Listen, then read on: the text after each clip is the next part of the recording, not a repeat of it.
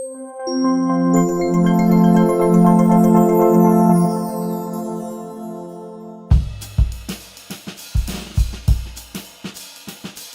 suis psychiatre de l'unité famille sur le pôle hospitalo-universitaire à 10. Et quand on a débuté par déployer les formations d'accompagnement pour les familles, on s'est dit qu'on avait besoin de familles concernées pour nous aider à faire des programmes qui soient vraiment intéressants et bien adaptés.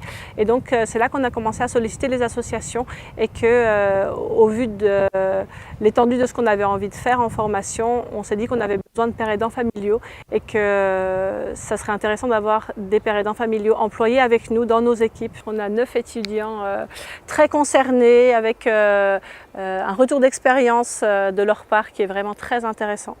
On est aussi très content des enseignements qu'ils ont eus, qui ont été vraiment très intéressants et pour lesquels ils ont appris beaucoup de choses. On a vraiment vu une superbe évolution dans la capacité de communiquer, dans leur rôle de père aidant familial, donc une première année extrêmement intéressante et très belle année. Je me suis inscrite à SDU parce que je suis présidente d'une association au milieu rural pour les aidants. Et donc du coup, j'avais besoin d'apporter une légitimité à notre action associative. Moi, je suis le beau-père d'un jeune homme qui apprivoise son handicap psychique tranquillement. Donc j'ai fait pro-famille, j'ai adhéré à une association. Je me suis retrouvé à animer cette association et puis ces troubles, c'est tellement incompréhensible que sans formation, moi je m'en serais pas sorti et je pense que c'est un cas un peu général. Donc moi j'ai besoin d'apprendre, j'ai besoin de me former et c'est pour ça que je me suis inscrit au DU. Je me suis inscrite à SDU parce que c'est en fait la suite d'un long parcours. J'ai donc un proche qui est touché par des troubles schizophréniques. Je me suis investie assez rapidement dans des associations. Je me suis formée pour essayer de comprendre comment l'aider, comment l'accompagner. Dans tout ce parcours d'accompagnement, à un moment donné, je me suis dit que c'était essentiel pour mon rétablissement, pour pouvoir aussi rendre à ceux qui m'avaient aidé dans mon parcours tout ce qu'ils m'avaient donné, d'aider les autres et de leur faire partager mon savoir expérientiel. J'ai découvert le DU lors du colloque du GNCRA à Lyon. Le pourquoi de la formation correspondait exactement à mes attentes, à savoir comment en tant que parent prendre sa place dans les institutions et dans le monde de l'handicap. Et surtout, moi je voulais connaître et mieux comprendre le système au niveau des institutions et de l'handicap.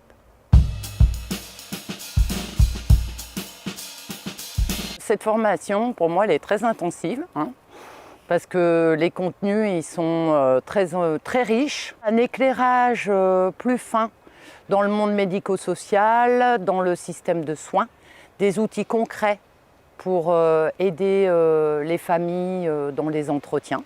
Moi, ce qui me plaît beaucoup dans cette formation, c'est que quand on pense au handicap psychique, il y a plein de gens qui s'arrêtent à la souffrance, qui s'arrêtent à certaines formes d'exclusion ou à la peur. Enfin, on est vraiment centré sur trouver le meilleur moyen d'émancipation pour nos proches. C'est une formation à la fois courte et dense, qui va complètement être différente de ce qu'on peut faire à l'université. Là, c'est différent, c'est plus interactif, on est en communication avec les autres, on échange nos parcours. C'est très gratifiant, c'est beaucoup de rencontres en fait. J'ai beaucoup aimé cette formation par la qualité des intervenants. On a vraiment des intervenants très pointus et qui sont vraiment dans le partage, donc on apprend beaucoup de choses. Le fait que des professionnels se livrent sans la casquette institutionnelle mais avec une casquette humaine,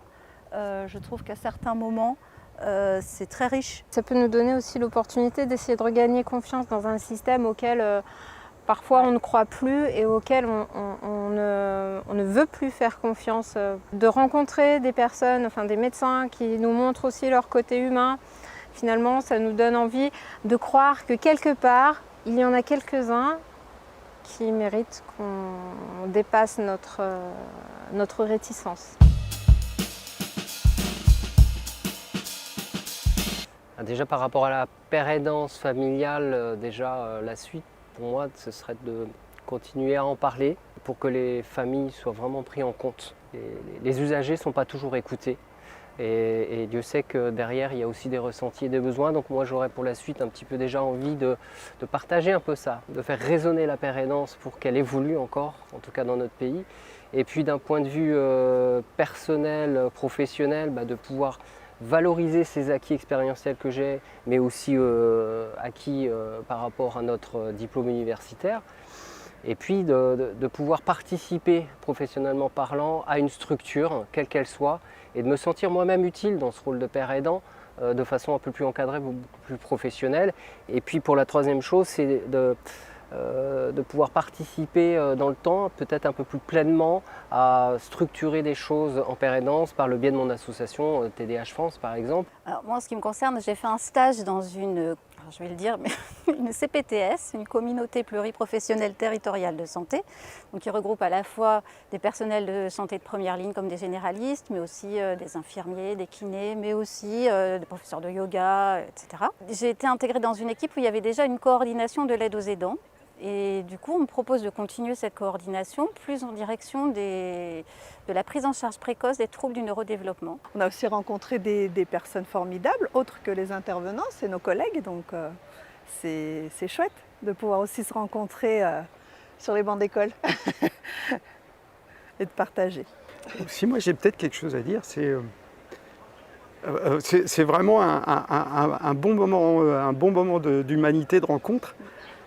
Et c'est vraiment une chance. Et que cette chance-là, c'est aussi grâce à mon proche, quoi. C'est que il m'a poussé à me décrasser le neurone, à voir différemment, et puis à accepter ce qu'il était. Là, c'est un bon moment. Voilà. Oui.